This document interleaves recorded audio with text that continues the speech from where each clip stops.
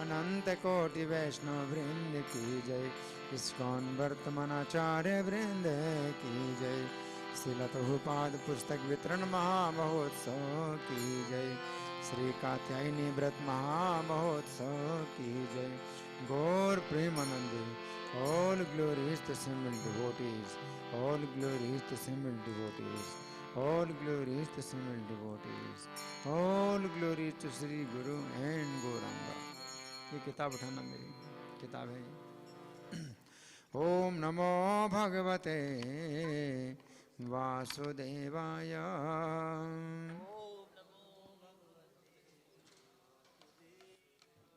ओम नमो भगवते वासुदेवाय।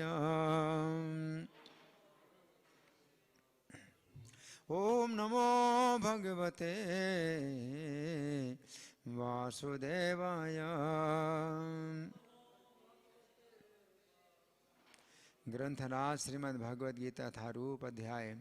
प्रथम अध्याय का नाम है कुरुक्षेत्र के युद्ध स्थल में सैन्य निरीक्षण। श्लोक संख्या 46। मेरे पीछे बोले हैं, सब लोग बोलेंगे मेरे पीछे। जो पीछे वाले रहे वो भी बोलेंगे मेरे पीछे। आप लोग जो पीछे बैठे हैं या आगे बैठे हैं, कहाँ बैठे हैं, सामने बैठे हैं, मेरे पीछे बोलेंगे। हाँ हाँ, सब लोग बोलिए मेरे पीछे। संजय उवाच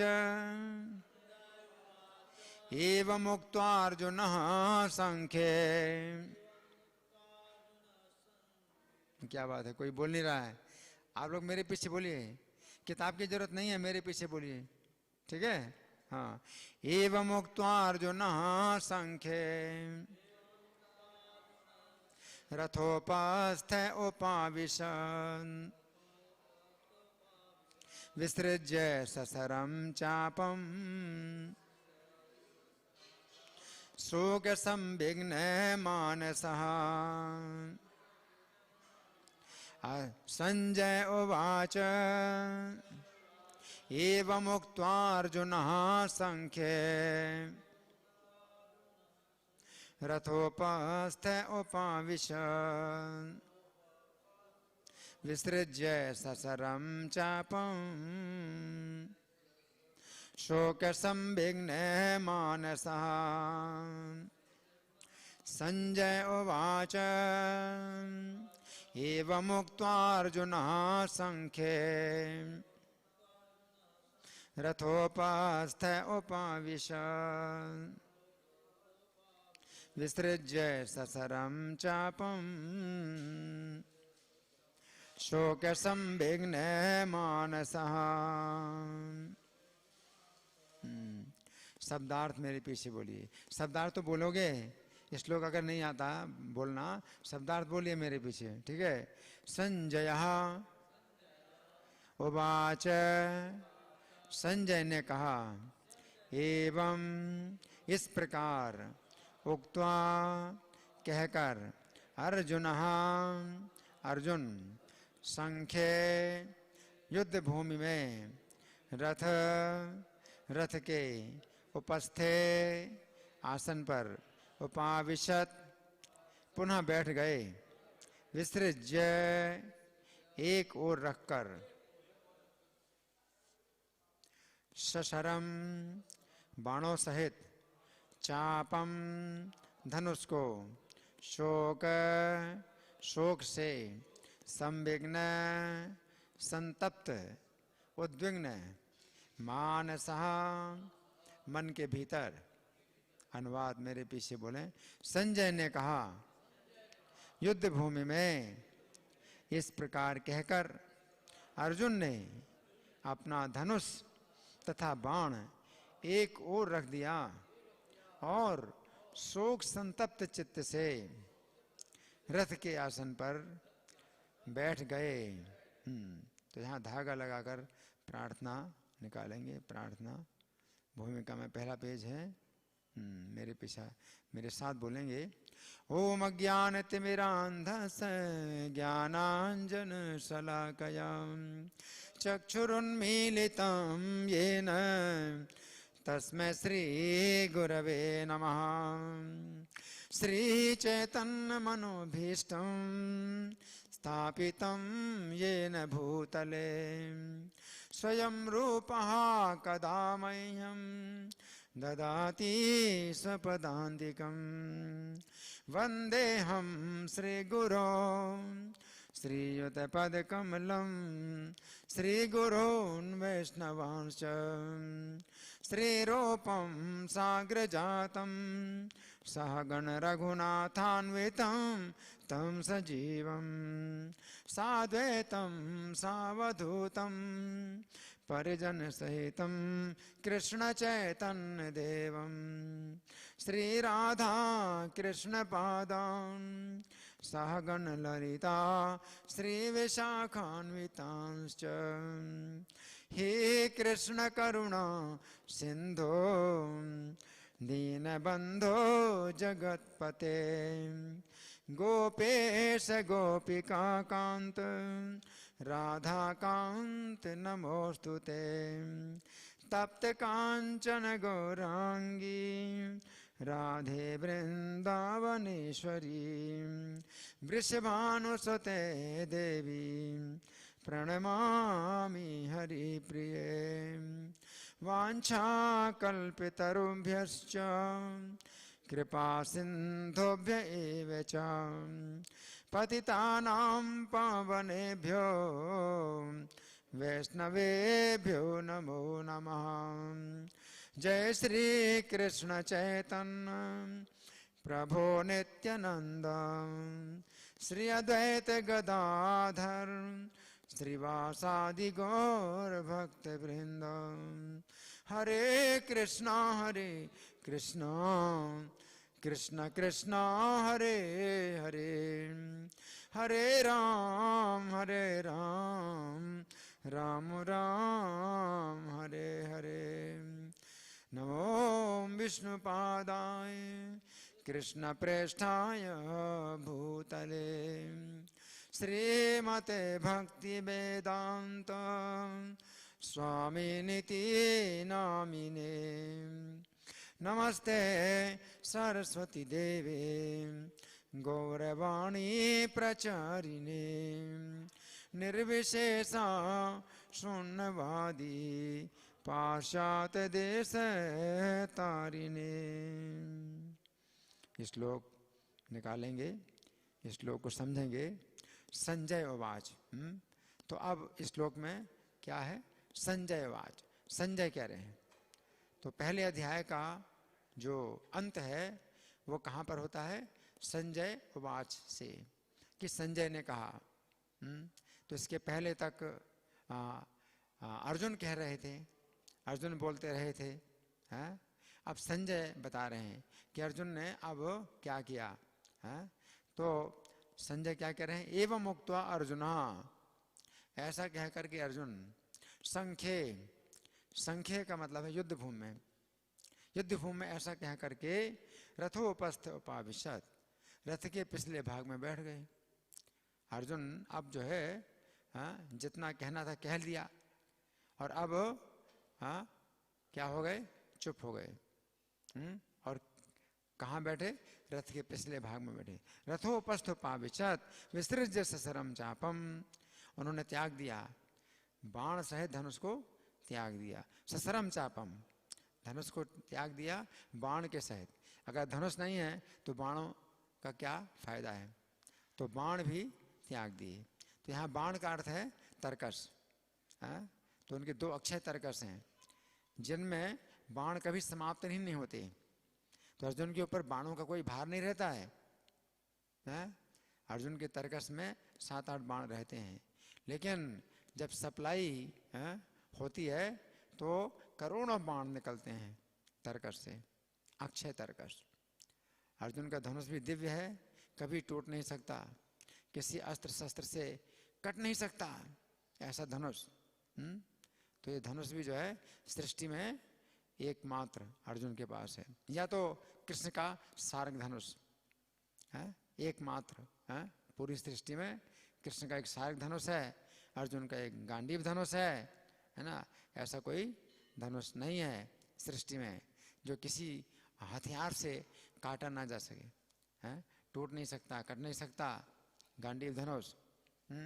और जो तूणीर यानी तरकस हैं तो वे भी बिल्कुल दिव्य हैं, कि बाण समाप्त ही नहीं होते, करोड़ों बाण निकालें तो भी समाप्त नहीं होते। अर्जुन का तर्कस ऐसा है। तो अर्जुन ने बाण सहित धनुष को त्याग दिया, त्याग दिया। क्यों त्याग दिया? अगर धनुष रहेंगे उनके पास, धनुष रहेगा उनके पास और बाण रहेंगे, तो बाण कभी समाप्त नहीं होंगे और धनुष कभी टूटेगा नहीं, तो क्या होगा? सब मारे जाएंगे। अर्जुन मारना नहीं चाहते हैं किसी को, इसलिए धनुष और बाण यानी तर्कस त्याग दिए। विसृज ससरम चापम शोक संविघ्न मानसः, उनका जो मन है शोक से पूरी तरह से डूबा हुआ है। शोक में उनका मन पूरी तरह से डूबा हुआ है। तो हम सुनेंगे अब प्रभुपाद तात्पर्य में क्या लिखते हैं। श्रील प्रभुपाद की जय। अपने शत्रु की स्थिति का अवलोकन करते समय अर्जुन रथ पर खड़े हो गए थे, किंतु वे शोक से इतने संतप्त हो उठे कि अपना धनुष बाण एक ओर रखकर रथ के आसन पर पुनः बैठ गए। तो जब युद्ध होता है तो रथ में जो योद्धा होता है वो बैठता नहीं है, खड़ा होता है। युद्ध में जो है रथ में जब युद्ध होता है तो जो योद्धा है खड़ा होता है। अब अर्जुन खड़े नहीं हैं, अब अर्जुन बैठ गए। तो यहाँ प्रभुपाद लिख रहे हैं कि अर्जुन रथ पर खड़े हो गए थे पहले, और बड़े उत्साह के साथ कृष्ण से क्या बोले थे? सेनयोरभ्योर मध्य रथम स्थापे में अच्युत, दोनों सेनाओं के बीच में मेरे रथ को खड़ा करिए।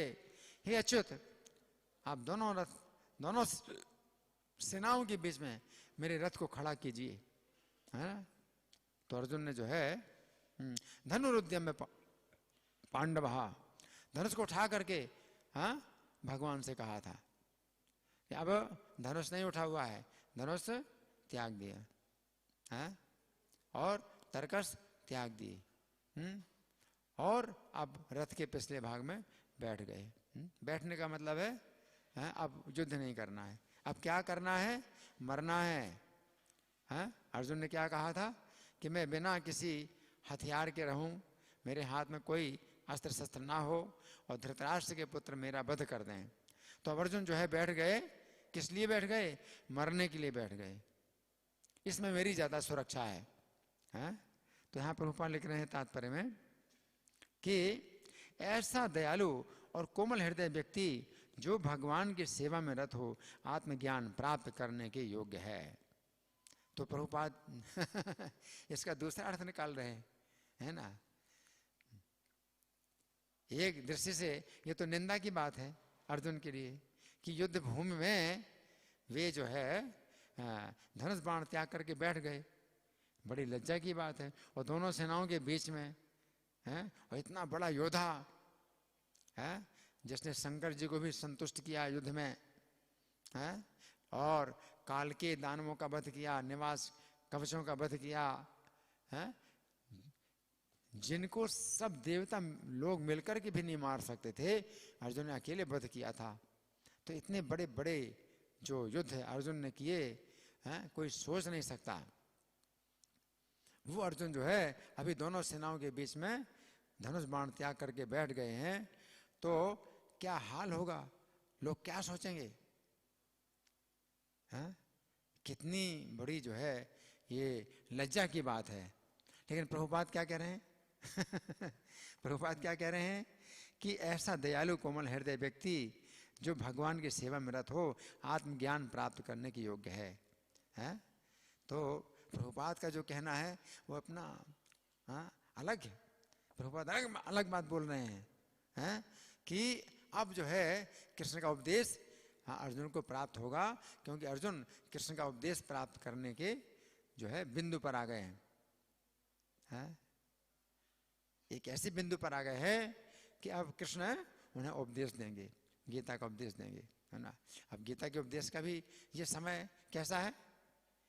ये उपदेश का समय तो है नहीं।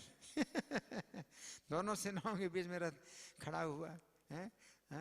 तो इस तरह अर्जुन की भी स्थिति बड़ी लज्जाजनक है और कृष्ण जो है उपदेश इस समय देंगे, अर्जुन को कृष्ण उपदेश देंगे, है ना। तो ये सब जो है मतलब अचिंत्य है ना बातें हैं, हाँ, कृष्ण का जो है अचिंत्य कर्म है। ऐसी स्थिति में हाँ उपदेश देंगे भगवान अर्जुन को। तो यहाँ प्रभुपाद का तात्पर्य समाप्त होता है।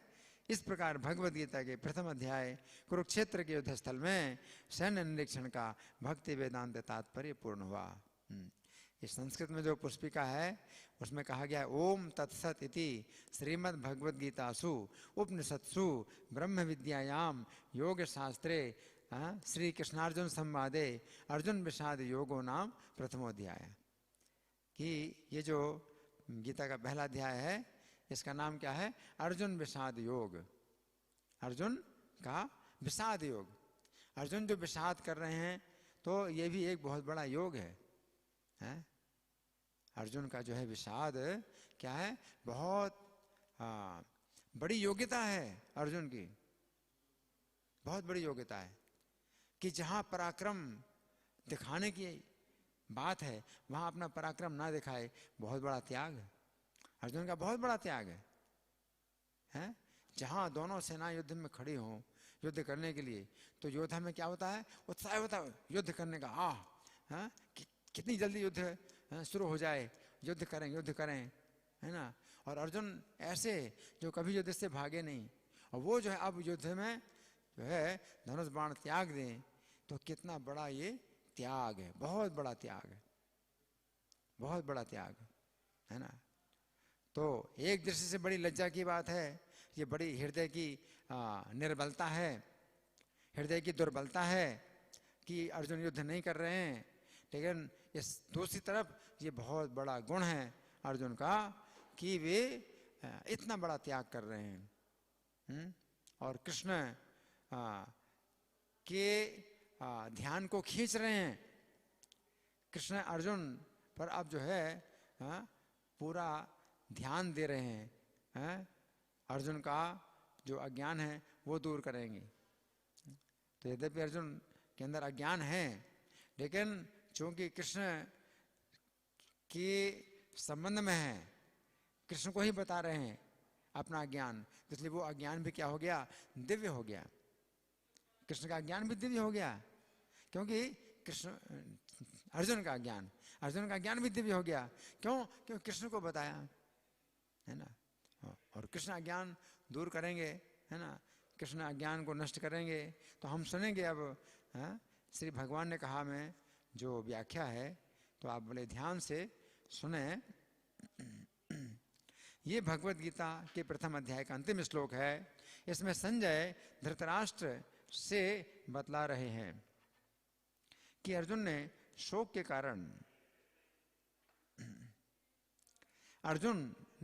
कारण युद्ध न करने का निश्चय कर लिया। इस समय फिर से एक बात को याद दिलाना महत्वपूर्ण है कि संजय धृतराष्ट्र के प्रश्न का ही उत्तर दे रहे हैं। संजय धृतराष्ट्र के प्रश्न का उत्तर दे रहे हैं। धृतराष्ट्र ने क्या प्रश्न किया था? मेरे पुत्रों ने पांडु के पुत्रों ने क्या किया, है ना। तो पांडु के पुत्रों में सबसे श्रेष्ठ कौन है? अर्जुन है। तो अर्जुन ने क्या किया? तो संजय बता रहे क्या किया? धनुष बाण त्याग दिया, है। तो चूंकि धृतराष्ट्र ने पूछा था कि मेरे तथा पांडु के पुत्रों ने क्या किया, तो संजय पांडु के पुत्रों में से सबसे अधिक महत्वपूर्ण अर्जुन के ही कार्यकलापों का वर्णन कर रहे हैं। संजय कह रहे हैं कि इस प्रकार बोलकर अर्जुन का मन शोक से भर गया। अर्जुन जितना अधिक बोलते हैं उतना अधिक और ज्यादा अज्ञान में फंसते जा रहे हैं, है ना। इसका अर्थ है कि अर्जुन ने श्लोक संख्या 28 से 45 तक अर्थात 18 श्लोकों में जो कुछ कहा उससे अर्जुन का मन शोक से भर गया। परंतु हमें यह समझना चाहिए कि शोक दो प्रकार का होता है। पहला अज्ञान से उत्पन्न शोक और दूसरा ज्ञान से उत्पन्न शोक, दो प्रकार का। यहाँ पर एक बात अत्यंत अद्भुत है। अर्जुन के द्वारा बोले हुए 18 श्लोकों की समाप्ति पर अर्जुन का ज्ञान से उत्पन्न शोक बढ़ गया, परंतु गीता के 18 अध्यायों की समाप्ति पर अर्जुन का ज्ञान से उत्पन्न शोक बढ़ गया। दोनों प्रकार से 18 की ही संख्या होती है। अब अज्ञान से उत्पन्न शोक क्या है? अर्जुन सोच रहे हैं कि इस भौतिक जगत के संबंध नित्य हैं, अर्जुन सोच रहे हैं भौतिक जगत के संबंध नित्य हैं और युद्ध के द्वारा वे अपने परिवार के संबंधों को नष्ट करने जा रहे हैं। हाँ? अज्ञान। वे अपना संबंध श्री कृष्ण के साथ भूल रहे हैं। यदि भूल नहीं रहे हैं तो भी उस संबंध को महत्व तो नहीं दे रहे हैं। अब ज्ञान से उत्पन्न शोक क्या है? जब अर्जुन को ज्ञान हो गया कि वे इस भौतिक जगत में कर्म से बंधकर जन्म मृत्यु के चक्र में फंसे हुए हैं तथा श्री कृष्ण को भूलने के कारण नाना प्रकार के पाप कर्मों में फंस गए हैं, तो उन्हें इस ज्ञान से उत्पन्न शोक उत्पन्न हुआ। इस ज्ञान से शोक उत्पन्न हुआ कि श्री कृष्ण को भूलकर उन्होंने भौतिक संसार से क्यों संबंध जोड़ा। ये क्या है? ज्ञान से उत्पन्न शोक। तथा अब किस प्रकार पापों से मुक्त हुआ जाए ताकि श्री कृष्ण का संबंध पुनः जुड़ सके। तब श्री कृष्ण 18वें अध्याय के 66वें श्लोक में कहते हैं, समस्त प्रकार के धर्मों का परित्याग करो और मेरी शरण में आओ, मैं समस्त पापों से तुम्हारा उद्धार करूंगा, तुम शोक मत करो। तो भगवान क्या कहते हैं? तुम शोक मत करो। तो यहां पर जब भगवान कहते हैं मां शुचः अर्थात शोक मत करो, तो इससे पता चलता है कि अर्जुन अपने पापों के लिए शोक कर रहे हैं तथा उनका यह शोक उचित है। इसलिए भगवान कहते हैं कि वे अर्जुन को सभी पापों से मुक्त कर देंगे। परंतु ये शोक जो अज्ञान से उत्पन्न हुआ है उसके बारे में भगवान कहते हैं ये कूड़ा करकट अर्जुन के दिमाग में कहां से आ गया। भगवान ने कहा ये कूड़ा करकट तुम्हारे दिमाग में कहां से आ गया। जो शोक अज्ञान से उत्पन्न शोक है उसको भगवान कहते हैं कूड़ा करकट है। ये ज्ञान से उत्पन्न शोक है तो भगवान का शोक मत करो, मैं तुम्हें पापों से मुक्त कर दूंगा। और शोक को कूड़ा करकट नहीं कहा भगवान ने, है ना। तो इससे पता चलता है कि हमारे अंदर जो अज्ञान से उत्पन्न शोक है उसे गीता के ज्ञान के द्वारा हमें मिटाना है। परंतु फिर गीता के ज्ञान से जो शोक उत्पन्न होता है उस शोक को भगवान अपने चरणों की शरण देकर मिटाएंगे, है ना। ऐसा नहीं है कि शोक किया ही नहीं जाए। जो लोग कहते हैं कि गीता की शिक्षा है कि किसी प्रकार का शोक नहीं करना चाहिए, वे अत्यंत अज्ञान में हैं। आजकल बाजार में जो गीता सार मिलता है और अत्यंत प्रचलित है वो गीता सार नहीं है, एक धोखा है ना। उसके शब्द हैं, क्यों व्यर्थ चिंता करते हो, जो हुआ सो अच्छा हुआ, जो हो रहा है सो अच्छा हो रहा है, जो होगा सो अच्छा होगा। इन बातों के उत्तर में लेखक ने भी गीता सार के नाम से एक लेख लिखा है जिसके शब्द हैं, अतः गीता की प्रथम शिक्षा के अनुसार हमें उस वस्तु का शोक या चिंता नहीं करना चाहिए जो अधिक महत्वपूर्ण नहीं है। अर्थात शरीर के विनाश की उतनी चिंता नहीं करनी चाहिए जितने की सामान्य रूप से की जाती है। परंतु इसका अर्थ ये नहीं है कि हमें चिंता अथवा भय से पूर्णतः मुक्त हो जाना है। अशोचानन्व शोचस्तम, अर्थात तू उनके लिए शोक करता है जिनके लिए शोक नहीं करना चाहिए। जो शोक करने हाँ, इसका अर्थ यह हुआ कि हमें उस वस्तु के लिए शोक करना चाहिए जो शोक करने योग्य है। हाँ, अब शोक ना करने योग्य वस्तु क्या है और शोक करने योग्य वस्तु क्या है, इसका विचार करना चाहिए। शोक ना करने योग्य वस्तु ये शरीर है जो सदा नश्वर है, और शोक करने योग्य वस्तु ये जीव है जो कभी नष्ट नहीं होता, परंतु जन्म मृत्यु बुढ़ापा तथा रोग के कारण कष्ट पाता रहता है। अतः श्री भगवान गीता 13:9 में कहते हैं, जन्म मृत्यु जरा व्याधि दुख दोषानुदर्शनम, अर्थात शरीर में 4 प्रकार के दुख दोष हैं। पहला जन्म, दूसरा मृत्यु, तीसरा वृद्धावस्था और चौथा रोग। इन 4 प्रकार के दोषों का बारंबार चिंतन करना ही वास्तविक ज्ञान है।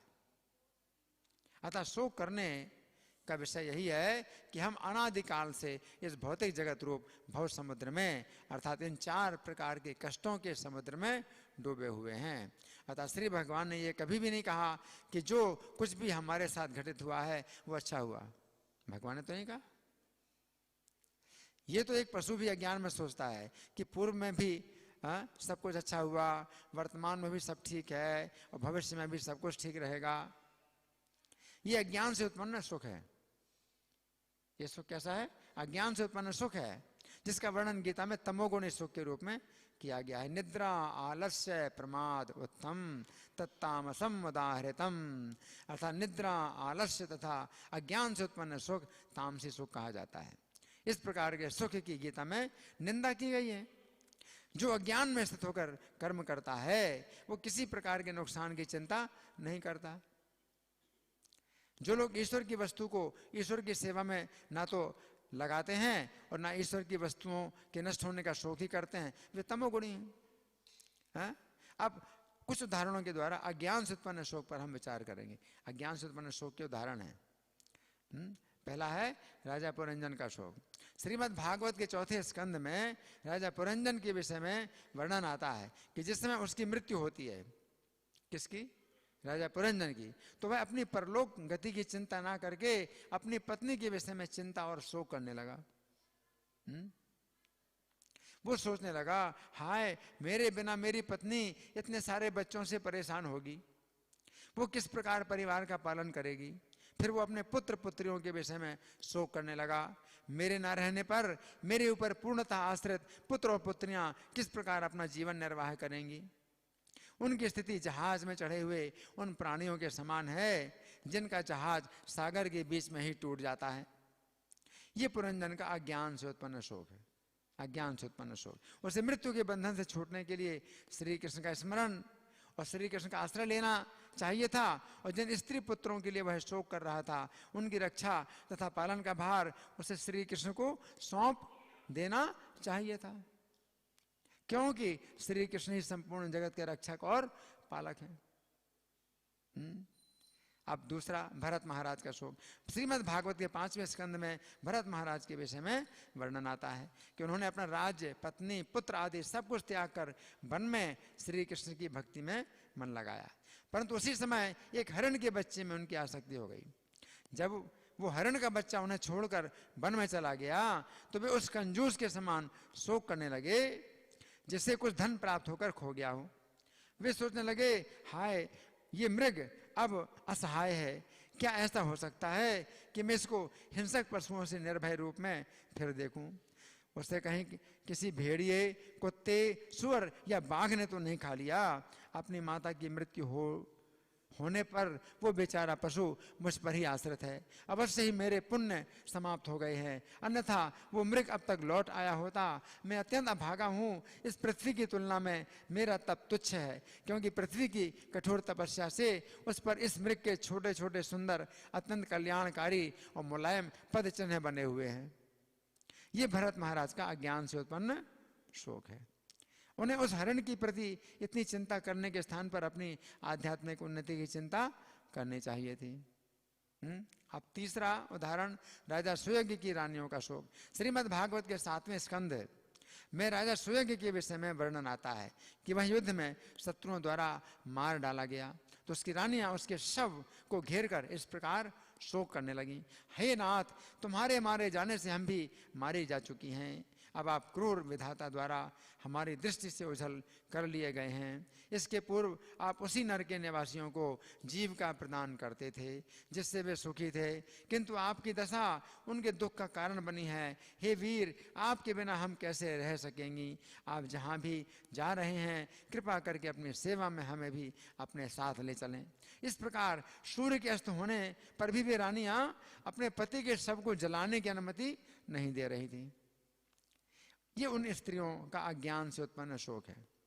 यद्यपि स्त्री को अपने पति की मृत्यु पर शोक करना चाहिए, परंतु उसे इस प्रकार का शोक नहीं करना चाहिए कि मृत शरीर को जलने ना दे। आत्मज्ञान में निपुण स्त्री या तो पति के शव के साथ अग्नि में जलकर सती हो जाती है या शेष जीवन अपने पुत्र के संरक्षण में रहकर श्री कृष्ण भक्ति में अपना मन लगाती है। अब चौथा कुलिंग पक्षी का शोक। श्रीमद् भागवत के इसी 7वें स्कंद में कुलिंग पक्षियों के एक जोड़े का वर्णन आता है। इन दोनों में से मादा पक्षी को एक बहेलिये ने अपने जाल में फंसा लिया। नर पक्षी अपनी पत्नी को छुड़ा ना सकने के कारण अत्यंत दुख से शोक करने लगा। हाय विधाता कितना क्रूर है, मेरी पत्नी ऐसी विषम स्थिति में है। भला विधाता इस बेचारी पक्षी को लेकर क्या पाएगा। यदि निर्दय विधाता मेरी अर्धांगिनी को ले रहा है तो वह मुझे भी क्यों नहीं ले जाता। मेरे बच्चे मातृविहीन होकर अपने घोंसले में उसकी प्रतीक्षा कर रहे हैं कि वह आए तो उन्हें खिलाए।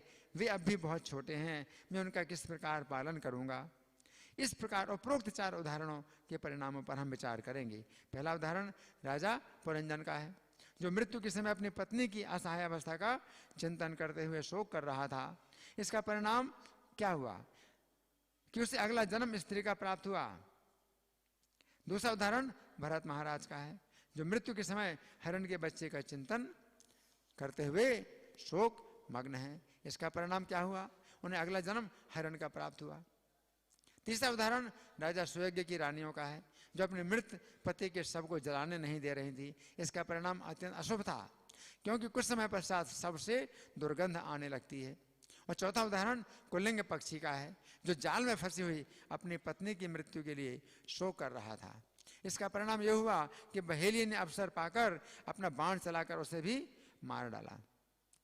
यदि वो पक्षी चाहता तो अपने प्राणों को बचा सकता था, परंतु अपनी पत्नी के प्रति शोक के कारण उसका इतना ज्ञान नष्ट हो गया कि वो अपनी मृत्यु को नहीं देख सका।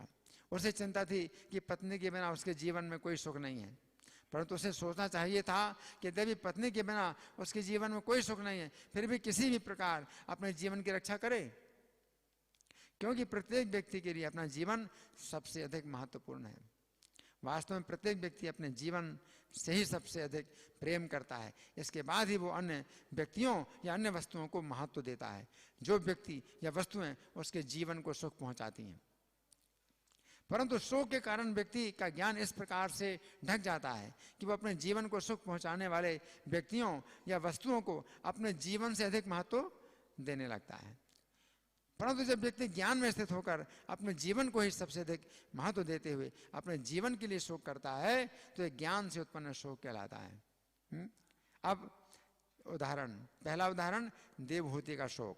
श्रीमद् भागवत के 3 स्कंद में वर्णन है कि जब देवहूति ने देखा कि उसके पति कर्दम संन्यास लेकर गृह त्याग करने ही वाले हैं, तो वे शोक करते हुए बोली, अभी तक मैंने अपना संपूर्ण समय परमेश्वर के ज्ञान की उपेक्षा करके इंद्रिय तृप्ति में ही व्यर्थ गंवाया है।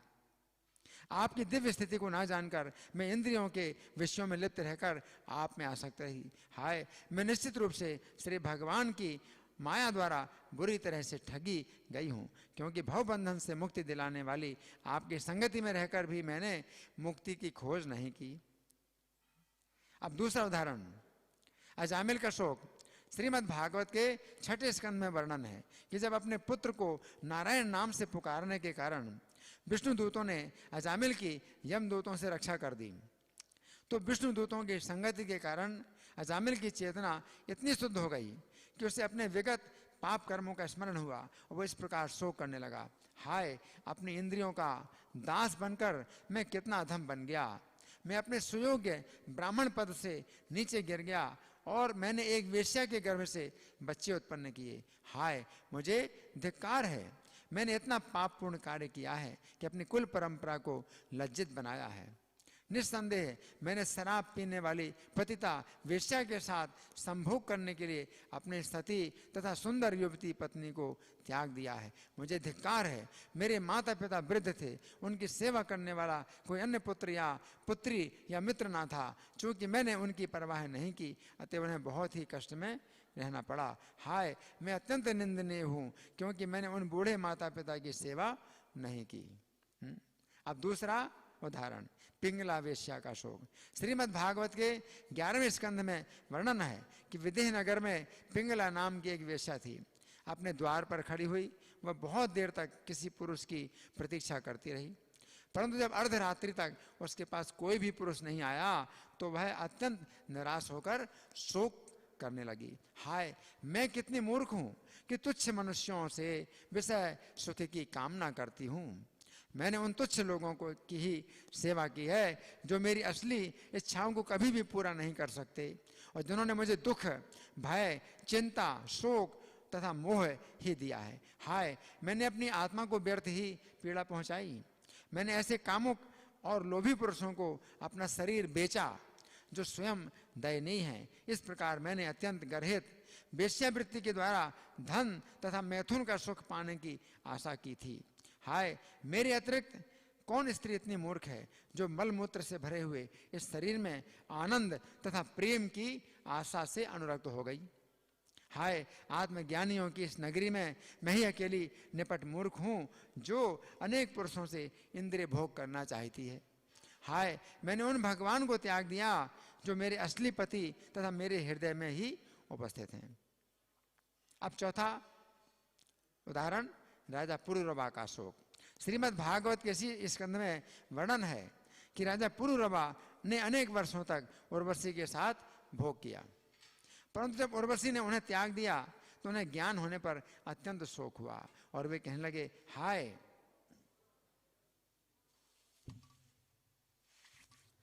इस देवी ने मुझे मोहित कर मेरी गर्दन को अपनी मुट्ठी में इस प्रकार कर लिया कि मुझे पता ही नहीं चला कि मेरा जीवन किस प्रकार बीत गया। इस स्त्री ने मुझे इस प्रकार ठगा कि मैं उदय तथा अस्त होते हुए सूर्य को भी नहीं देख सका। हाय, मैंने इतने वर्षों से व्यर्थी अपने दिन गंवाए। हाय, मैं शक्तिशाली सम्राट और समस्त राजाओं का मुकुटमणि होकर भी स्त्री के हाथ का खिलौने जैसा पशु बन गया।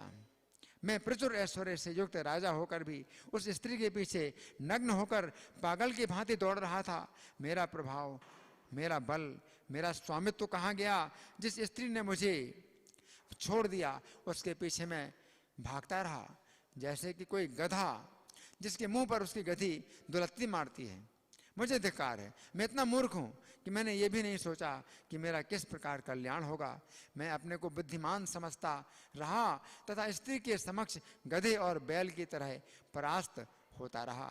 जिस प्रकार घी में आहुति डालने से अग्नि बुझती नहीं बल्कि अधिक प्रज्वलित हो जाती है, उसी प्रकार उर्वशी के संग में मेरी काम वासना और अधिक बढ़ गई। उर्वशी ने मुझे अच्छी सलाह दी थी, परंतु इंद्रियों को बस में ना करने के कारण मेरा मोह नहीं मिटा। मुझ में और नाली के कीड़े में क्या अंतर है, क्योंकि मैं अभी तक स्त्री के मल मूत्र से भरे हुए शरीर में ही आसक्त रहा। इस प्रकार इन 4 उदाहरणों के परिणामों पर हम विचार करेंगे। पहला उदाहरण देवहूति का है, जो अपने पति गर्दम मुनि के संन्यास के समय पर शोक कर रही हैं कि उन्होंने अपने पति के संग का आध्यात्मिक लाभ नहीं उठाया। तो इसका परिणाम यह हुआ, उन्हें कपिल भगवान पुत्र के रूप में प्राप्त हुए, जिन्होंने उन्हें दिव्य ज्ञान प्रदान किया। दूसरा उदाहरण अजामिल का है, जिसने विष्णु दूतों की संगति के कारण अपने विगत पापों के लिए शोक किया।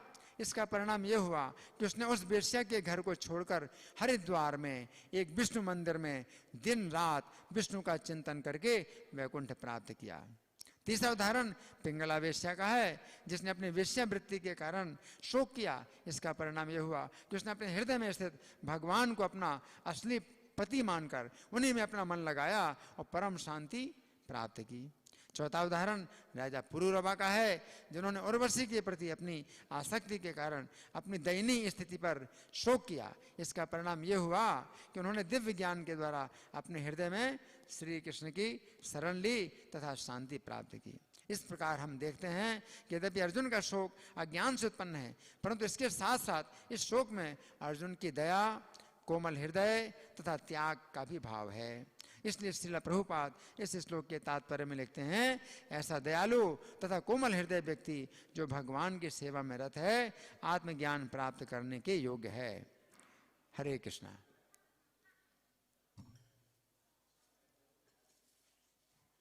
हरि बोल। तो आज के श्लोक पर हमने कुछ चर्चा की, तो हमारे पास अभी कुछ समय है, तो आप लोगों की ओर से कोई प्रश्न है, कोई चर्चा है, या मैं प्रश्न करूं? हैंड माइक नहीं है? हरि हैंड माइक दो चालू करो। हरे कृष्ण। बहुत बहुत धन्यवाद प्रभु जी, जो आपने ये 4 उदाहरण अज्ञान से उत्पन्न शोक के दिए और 4 उदाहरण आपने ज्ञान से उत्पन्न शोक के दिए।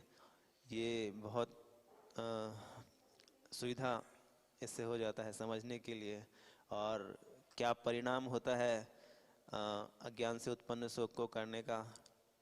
तो बहुत प्रेरणा मिलता है कि हमें जल्दी से जल्दी इस तरह के शोक को छोड़ना चाहिए और ज्ञान से उत्पन्न जो शोक है उसकी तरफ ध्यान देना चाहिए। तो इससे बहुत जो है प्रेरणा मिलता है कि हमें ज्ञान से उत्पन्न शोक को जो है हमें इसके बारे में सोचना चाहिए कि मैं शोक तो मैं कर ही रहा हूँ क्योंकि दुखी हूँ, तो क्यों शोक करूँ और क्या शोक करना चाहिए, तो उसके बारे में सोचने के लिए और प्रेरणा मिलता है। तो प्रभु जी, मैं इस तरह से सोच रहा था कि ये जो प्रथम अध्याय है इसमें ज्ञान से उत्पन्न शोक जो है दया की भावना और कोमल हृदय अर्जुन का, ये तो समझ में आता है जिस तरह, लेकिन जो ज्ञान से उत्पन्न शोक है वो अभी अ, इसके ऊपर थोड़ा प्रकाश डालेंगे कि वो चालू ज्ञान से हुआ है उत्पन्न नहीं है। शोक, ज्ञान से उत्पन्न शोक का मतलब ये है कि हमें जो मनुष्य का जीवन प्राप्त हुआ है तो उसका जो है हमें अगर लाभ नहीं हुआ है तो हमें शोक होता है कि अवसर हमें मिला था मनुष्य के जीवन का है, और ये थोड़ा अवसर था लेकिन बहुत बड़ा अवसर था। थोड़े समय के लिए अवसर मिला लेकिन बहुत बड़ा अवसर था, बहुत बड़ा लाभ उठा सकता था मैं, और मैंने नहीं उठाया लाभ, है ना। तो ये जो है मतलब ज्ञान कहलाता है। ज्ञान का मतलब यही है कि मनुष्य का जीवन जो है बहुत दुर्लभ है, दुर्लभम मानुषम जन्म तथापि अध्रुवम, फिर भी अनिश्चित है। दुर्लभ मनुष्य जीवन बहुत मुश्किल से प्राप्त हुआ है लेकिन अनिश्चित है, तथापि अध्रुवम अर्थदम, और बहुत बड़ा लाभ हो सकता है। तो थोड़े समय के लिए अवसर मिला है लेकिन बहुत बड़ा अवसर मिला है, बहुत बड़ा लाभ हो सकता है ना। तो इसके लिए हम सचेत हैं। तो अगर हम सचेत नहीं हैं तो इस बात का हमें जो है अगर दुख होता है, शोक होता है, तो हम जो है मतलब फिर उस सही रास्ते को पकड़ते हैं, है ना। तो ये जो है मतलब शोक कहलाता है कि इस अपनी गलती के लिए अगर हम शोक करते हैं कि पहले हमने ये गलती की है, तो फिर वो उससे अपने को बल मिलता है कि आगे से ये गलती ना करें, है ना। तो ये बहुत बड़ी गलती हुई जब हम शोक करते हैं इस बात का कि बहुत बड़ी गलती हुई है ना। तो फिर हम कृष्ण से प्रार्थना करते हैं कि अब मुझके जो है अब ऐसे रास्ते में चलाइए कि मुझे पछताना ना पड़े, तो मैं पछताता हूँ। तो फिर कृष्ण हमको ऐसा बल देते हैं कि हम इतना प्रयास कर लें कि हमको पछताना ना पड़े, है ना। तो कृष्ण प्रसन्न होते हैं जब हम शोक करते हैं कि हम कृष्ण की सेवा नहीं कर पाए और हमें अवसर मिला था कृष्ण के भजन करने का और हमने कृष्ण का भजन नहीं किया, है ना। तो ये शोक जो है हमारे वैष्णव आचार्य भी करते हैं, भक्ति विनोद ठाकुर, है ना, वो भी शोक करते हैं कि मेरे से अधिक पतित आप नहीं पाएंगे। किसका है मौसम पतित प्रभु ना आई ना पाई वो आर, नरोत्तम दास ठाकुर का है। नरोत्तम दास ठाकुर ने और भक्ति विनोद ठाकुर, ये दोनों जो है मतलब जो इनके भजन हैं तो इनमें इस बात का जो है बहुत शोक मिलता है ना। मानुष जन्म में पाइया राधा कृष्णा ना भजिया, जानिया सुनिया बेसखाइया। तो ये सब जो बातें हैं तो ये शोक की बातें हैं, है ना। जैसे कुलशेखर महाराज वो भी शोक करते हैं, हा ना पूर्वम वाग प्रवृत्ता न तस्मिन तेन प्राप्तम गर्भवासादि दुखम, कि हाय हमने पहले से ही नारायण के नामों का उच्चारण नहीं किया, इस कारण से हम बार बार गर्भवास के दुख प्राप्त करते रहे, माता के गर्भ में बार बार आते रहे और असीमित कष्ट भोगा है गर्भ के अंदर आकर के, है ना। तो ये शोक है। तो हम ही जो है मतलब घाटे में रहे और बड़े बड़े पापियों ने नारायण नाम का उच्चारण करके अपना जो है लाभ प्राप्त कर लिया। श्रीमन नाम प्रोच नारायणाख्यम के न प्रापुरवांछितम पापिनोपि। तो श्रीमन नारायण नाम का उच्चारण करके पापी लोगों ने भी जो है अपनी सब इच्छित वस्तुएं प्राप्त कर ली। हम ही ऐसे रहे, मूर्ख रहे, अज्ञानी रहे कि हर पूर्वम वाग प्रवृत्ता न तस्में, कि हमने पहले से ही नारायण नाम का जप नहीं किया और इस कारण से तेन प्राप्तम गर्भवास आदि दुखम।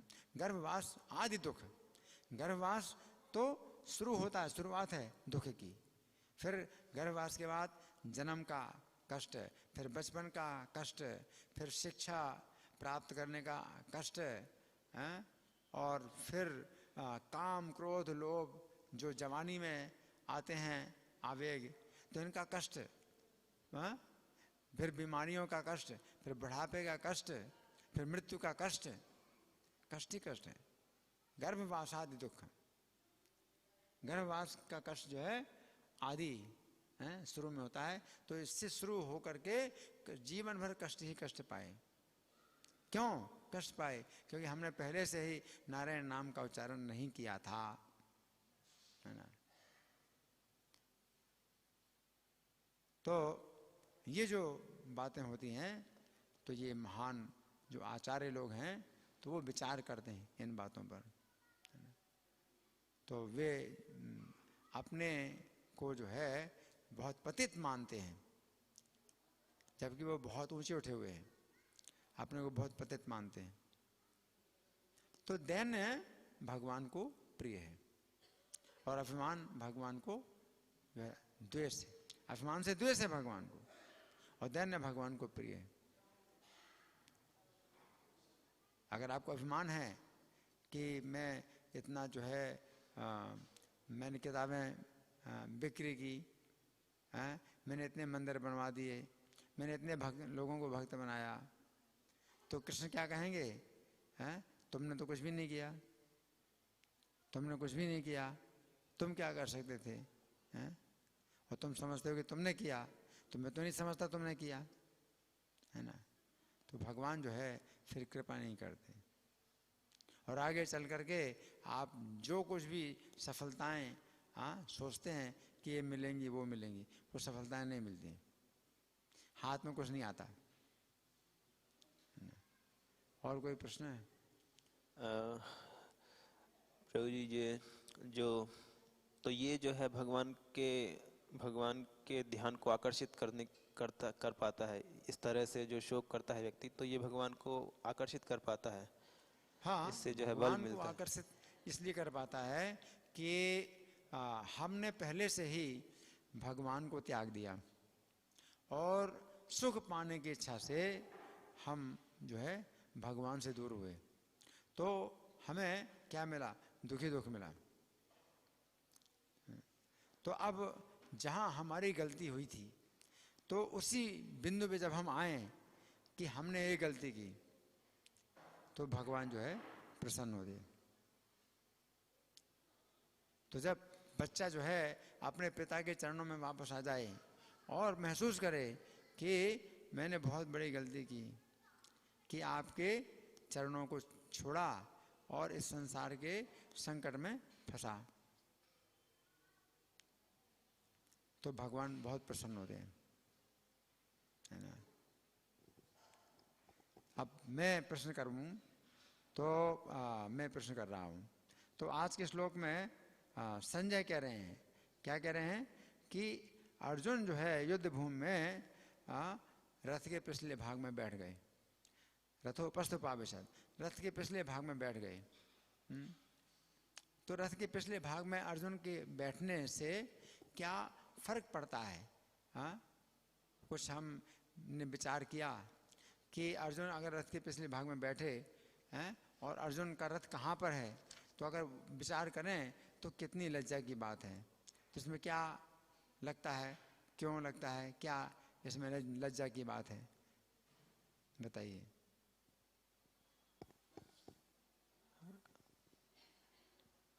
तो वो जो है युद्ध करने में समर्थ हैं और सारी योग्यताएं रखते हैं, फिर भी वो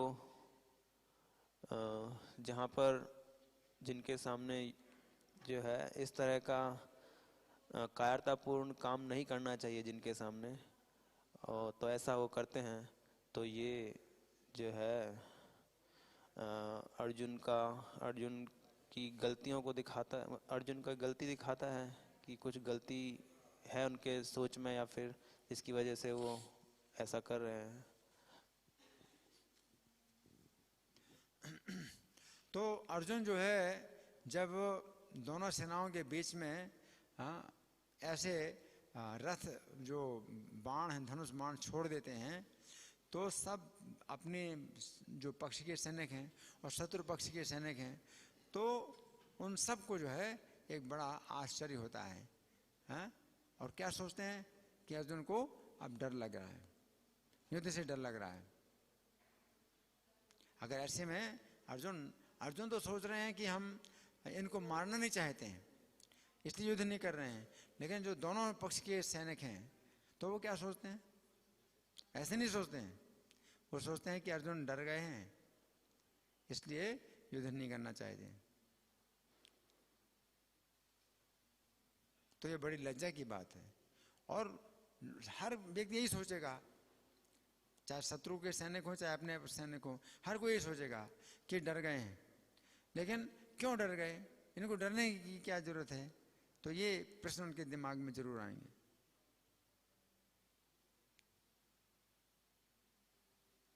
जो अर्जुन के पक्ष के सैनिक हैं तो वो क्या सोचते हैं कि अर्जुन युद्ध से क्यों डर गए, वे हमें आज्ञा दें, हम तो युद्ध करेंगे। उनको डरने की क्या जरूरत है, हम तो युद्ध करेंगे। तो इस तरह से जो है अर्जुन के पक्ष के जो योद्धा हैं तो वे अर्जुन से बहुत निराश हो रहे हैं,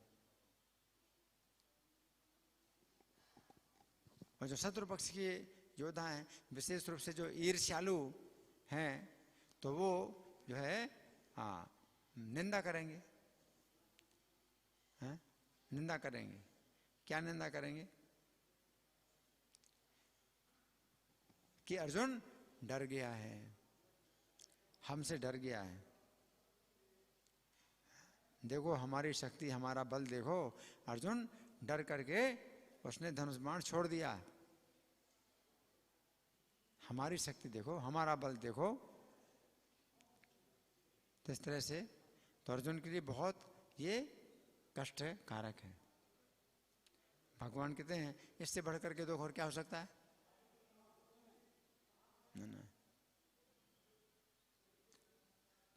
और भगवान जो है क्या कहते हैं, संभावित चा कीर्तिर मरणादति रचते। हाँ, दूसरे अध्याय के 34वें श्लोक में भगवान कहते हैं कि जो सम्मानित व्यक्ति है उसके लिए अपकीर्ति मरण से ज्यादा बुरी कहेगी। और तुम्हारी यहां पर अपकीर्ति होगी, कोई आपकी कीर्ति नहीं बोलेगा कि अर्जुन ने जो है दया करके युद्ध नहीं किया। सब लोग यही बोलेंगे कि अर्जुन के पास तो इतने सहायक थे, इतनी सेना थी, इतना सब कुछ था, और तो भी अर्जुन भयभीत होकर के मर गए, ऐसा बोलेंगे, है ना। हरे कृष्ण। तो अर्जुन के पक्ष में काफी जो समझदार लोग हैं वो अर्जुन को वो अर्जुन को मूर्ख समझेंगे, मतलब मूर्ख समझ रहे हैं इस स्थिति में। हाँ, जो शत्रु लोग हैं वो तो निंदा करेंगे, हाँ, शत्रु लोग तो निंदा करेंगे, और जो शत्रु नहीं है, अर्जुन के हितैषी हैं, शुभ चिंतक हैं, तो उनको जो है बड़ी निराशा होगी, है ना। ये शाम से तुम बहुमतो भूतवा या शशि लाघवम, जिनकी नजरों में तुम बहुत बड़े योद्धा हो, उनके नजरों में तुम क्या बनोगे? लाघवम, मतलब हल्के बन जाओगे। तो जो अर्जुन को बहुत बड़ा योद्धा समझते हैं कि कभी हारे नहीं, कभी युद्ध में पीछे नहीं पैर रखा, तो वो जो है अर्जुन को क्या कहेंगे कि नहीं, अब ऐसी बात नहीं रही अर्जुन में, अर्जुन के अंदर पहले जैसा पराक्रम नहीं रहा। अब तो कोई शत्रु अगर अर्जुन के पास आता है और ज़्यादा प्रबल होता है तो अर्जुन को फिर झुकना पड़ता है। तो इस तरह से अर्जुन की जो है उनकी जो है नज़रों में अर्जुन का स्थान गिर जाएगा।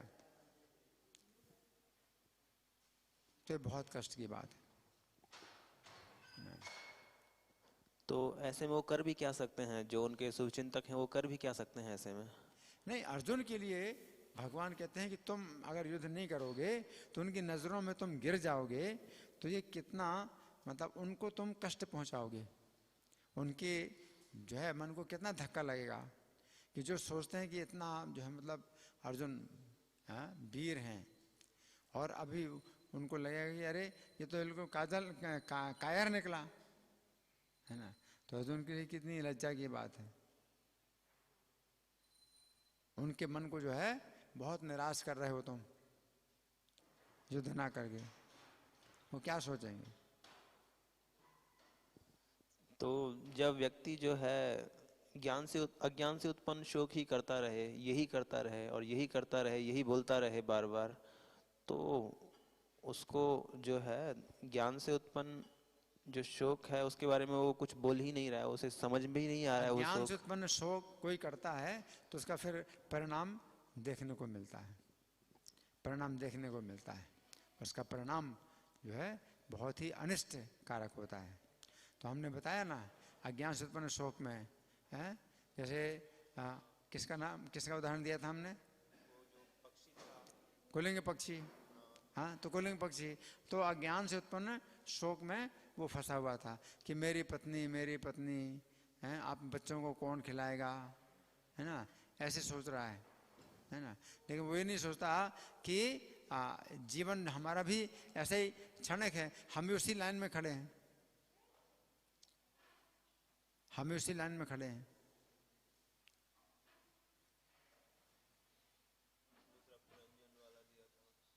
तो उसमें क्या है कि फिर वो कुलिंग पक्षी वो भी मारा गया, वो सोचा मैं कैसे जीवित रहूंगा, मुझे कि जीवन में क्या सुख मिलेगा।